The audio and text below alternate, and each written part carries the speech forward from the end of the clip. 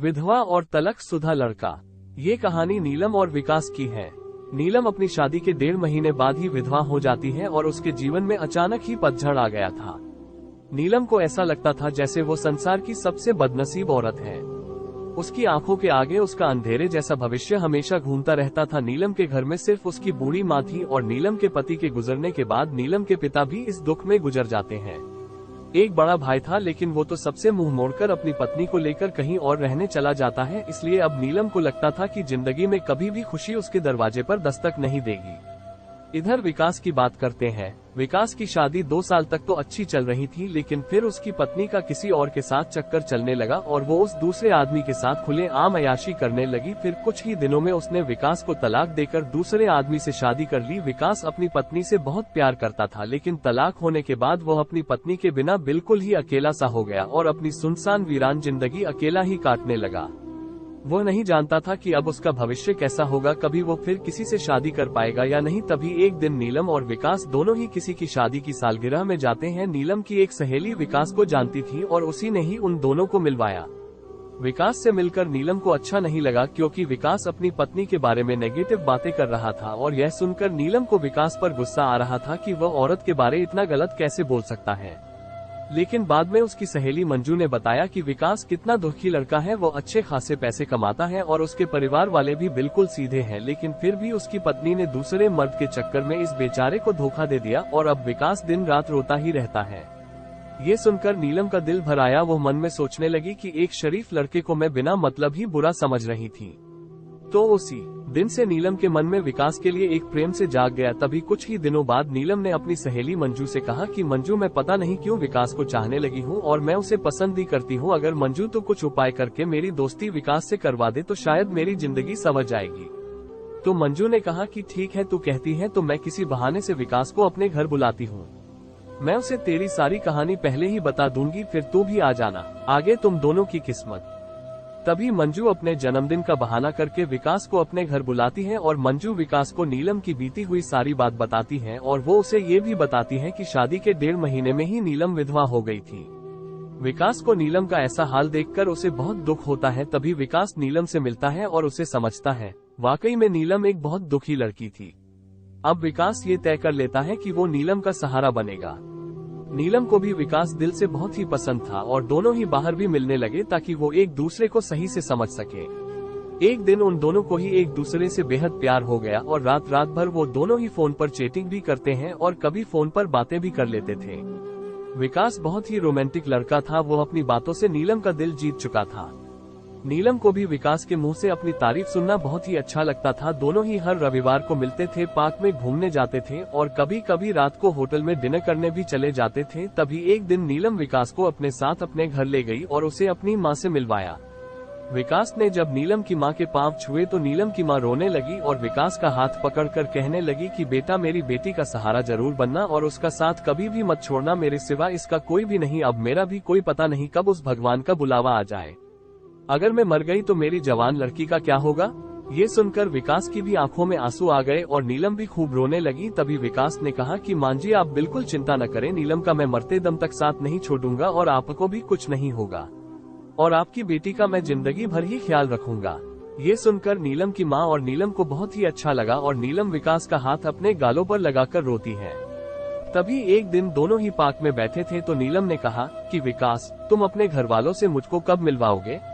विकास ने बात टाल दी और उससे प्यार भरी बातें करने लगा और कहा, नीलम, मैं तुम्हारे बिल्कुल नजदीक आना चाहता हूँ, बोलो तुम मुझे अपने करीब कब आने दोगी। लेकिन नीलम विकास को अपने करीब आने से मना करती है, मगर फिर भी थोड़ा बहुत वो दोनों प्यार कर ही लेते हैं। तभी नीलम की सहेली मंजू ने नीलम के कान भरना शुरू कर दिए। उसने कहा कि नीलम लड़कों पर इतना जल्दी भरोसा नहीं करते, तू तो सीधी सादी है। विकास को अपनी माँ से भी मिला दी, लेकिन विकास ने तुझे किसी से मिलवाया, कहीं ऐसा न हो कि वो तुझे इस्तेमाल करके न छोड़ दे। ये सुनकर नीलम के कान खड़े हो गए और वो सोचने लगी कि कहीं विकास मुझे धोखा तो नहीं दे रहा। उधर विकास ये सोच रहा था कि मैं नीलम को अपने घर कैसे लेकर आऊं। मेरा घर बिल्कुल छोटा सा है और मैं उसे अभी नहीं बताऊंगा कि उसके लिए मैंने एक घर बुक कर लिया है और 50,000 जमा भी करवा दिए हैं और बाकी की मैं बैंक से किश्त बनवा लूंगा। 1 महीने बाद विकास का जन्मदिन था। विकास ने सोचा मेरे जन्मदिन पर ही नीलम को सरप्राइज दूंगा और तभी नीलम और उसकी माँ को भी घर बुला लूंगा। उसी दिन नीलम से शादी की सारी बात करके उसे सगाई की रिंग भी पहना दूंगा, क्योंकि नीलम के परिवार में और कोई नहीं है, इसलिए सारा कार्यक्रम नीलम और उसकी माँ के सामने ही हो जाएगा। अगले दिन नीलम विकास को फोन करती है और गुस्से में कहती है कि तुम अपने घर वालों से मुझे कब मिलवाओगे। विकास फिर से बात को टालते हुए बात को पलट देता है। अब नीलम का शक और भी बढ़ जाता है। तभी नीलम विकास से कहती है तुम्हारे बैंक में कितने पैसे हैं, मुझे अपना बैंक बैलेंस दिखाओ। लेकिन विकास ने बैंक बैलेंस दिखाने की बात भी टाल दी, क्योंकि सभी पैसे उसने मकान के ब्याने में दे दिए थे और उसके अकाउंट में यही कोई 8 से 10 हजार ही पड़े थे।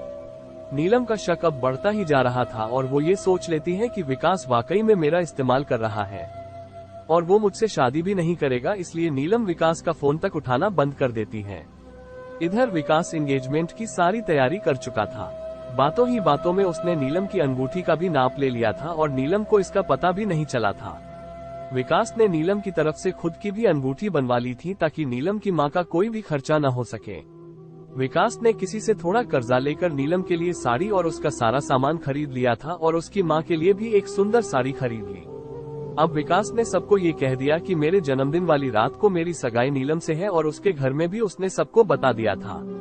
सारी तैयारी हो चुकी थी। तभी एक दिन विकास ने नीलम को 3 बार कॉल किया, मगर नीलम ने उसका फोन गुस्से में उठाया और कहा कि क्या बात है, जल्दी कहो। तो विकास ने कहा कल शाम को 5 बजे तुम और तुम्हारी माँ को मैं लेने आ रहा हूँ। तो नीलम ने कहा कि मुझे कहीं भी नहीं जाना। तो विकास ने कहा कि नीलम कल मेरा जन्मदिन है।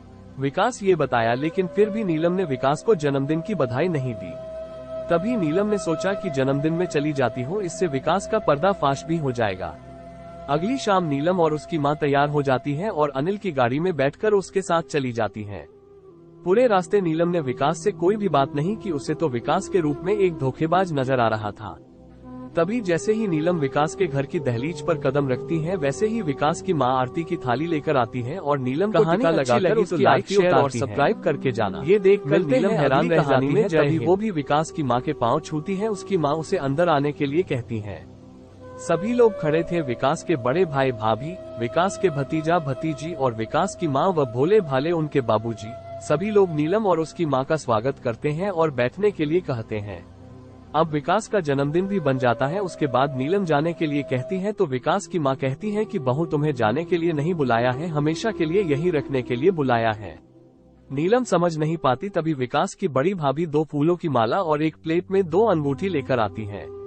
ये देखकर नीलम विकास की तरफ बड़े ही आश्चर्य के साथ देखती है। तभी विकास एक अंगूठी नीलम के हाथ में रख देता है और कहता है आज हमारी एंगेजमेंट है नीलम, और इस बात के लिए मैं तुम्हें सरप्राइज करना चाहता था। तुम्हें ये रिश्ता मंजूर है ना?